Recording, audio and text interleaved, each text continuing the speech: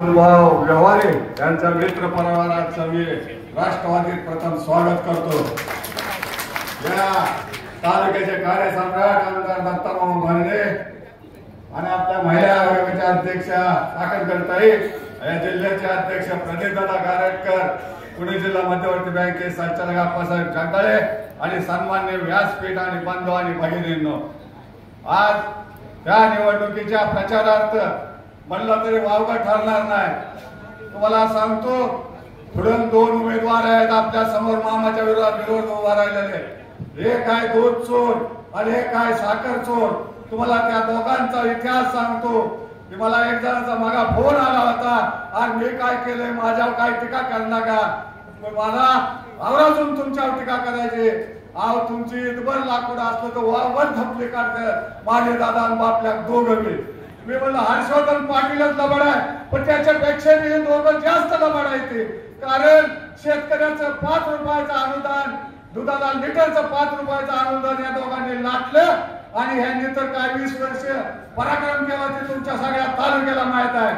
प्रथम मी सांगतो की गेले 20 वर्ष ज्यांनी मंत्रीपद होतं त्यांनी मामासारखी वारंवार टीका करायची आणि म्हणायचं मलिदा घ्या।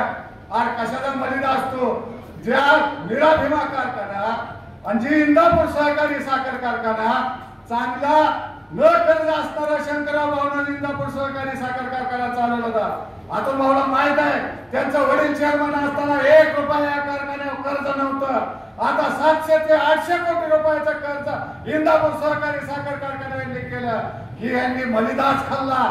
आपल्या हे 2 साखर कारखाने इंदापूर तालुक्यातलं बुडवलं आणि दुसऱ्या बार्शी तालुक्यात खाजगी साखर कारखाना दोघं स्वतंत्र आपलं उभा केलं। ही मलिदा म्हणायचं याला। तुम्हाला माहित नसेल तर ही मलिदाचं नाव आहे। अहो काय तुम्ही सांगता, मामाच्या पायाखालची वाळू घसरली म्हणून मामाला साड्या वाटावं लागल्या। अरे बाबा, ज्या वेळेस कोरोना झालता त्यावेळेस कुठली निवडणूक होती? प्रत्येक गावात जर कोणी किराचं वाटायचं काम केलं असेल तर ते आमच्या दत्ता मामा भरलेले वाटलं। आपल्या जवळ 4 साखर कारखाने होतं, 1 किलोभर साखर सुद्धा वाटायचं धाडस आलं नाही। अरे किती भ्रष्टाचार करायचा, लोकांसाठी काहीतरी धान्यात असावं लागते। तुम्ही सांगता 20 रुपयाची साडी, अरे 20 रुपयाला रुमाल तर येतो का? रुमाल तर येतो का? ती सुद्धा आपली धान्यात नाही। आपल्या पेजवर आता जी संघ आहेत त्यांच्या घरच्यांना सुद्धा विचारा, 20 रुपयाची साडी आहे का 1000 रुपयाची साडी आहे? ती मामाने घेतलेली भाऊबीज आहे बहिणीला, हे तुमच्या लक्षात असू द्या। येणाऱ्या 20 तारखेला त्या महिलांची तुम्ही जी थट्टा करता ना, ती तुम्हाला महिला दाखवून देतील। मामाने घेतलेली 1000ची साडी आहे का 1200 साडी आहे, तुमच्या संघाचे लोक सांगतील। अहो कुठे गेलता तुम्ही?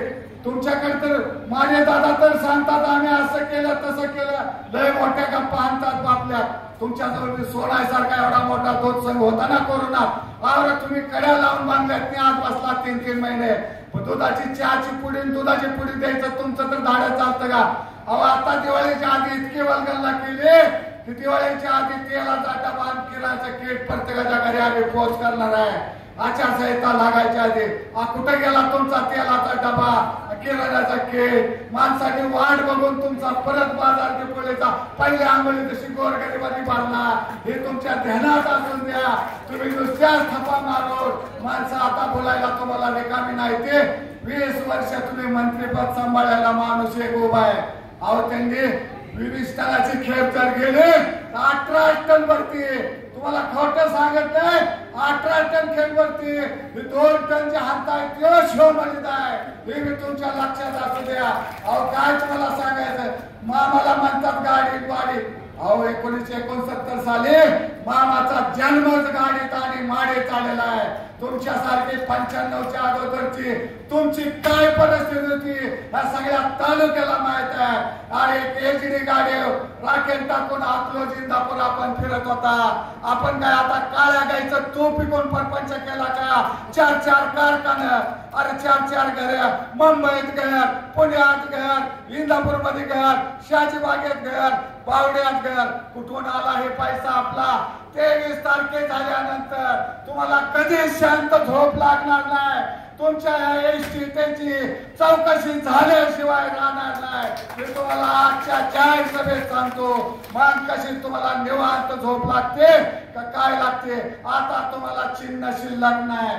पहिल्यांदा निवडणूक लढवली, इमानाव लढवली, दुसऱ्यांदा लढवली, पंजाब लढवली, तिसऱ्यांदा लढवली, कमळाव लढवली आणि आता गेल्या तुम्ही तुतारीत गेलाय. तुमच्या फुकड्या झाल्याशिवाय नक्कीच राहणार नाही.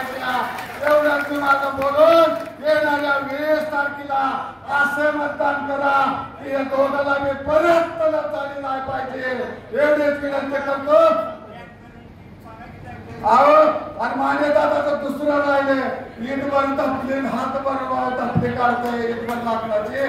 तुम्हाला सांगतो जाईल तिथं सांगत्यात तुमचा टँकर लावतो. आताशी 2000 टँकरची यादी झाली आणि 8000 पोरांची कामाची यादी केली. प्रत्येक गावात जायचं 100 पोरांची नावं लिहायची. तुम्हाला कामाला रानात गेलेला कड्याला सुद्धा 500 रुपये आले 8 तासाला. तुमच्या 12 तास काम करून घेता आणि 12,000 पगार देता. आई जायला 4,000 रुपये लागतात. 8,000 त्या पोरांनी स्वतःचं कुटुंब कसं जगवावं हे तुम्हाला माझा प्रश्न आहे. उद्याच्या येणाऱ्या 20 तारखेला घड्याळाच्या समोरचं बटन दाबा आणि तुम्ही मेघड्यांना उलट करा आणि तिसऱ्यांदा मामाला विधानसभेत पाठवा. एवढीच विनंती करतो आणि माझं 2 शब्दाचं भाषण संपवतो. जय हिंद, जय महाराष्ट्र आणि जय राष्ट्रवादी.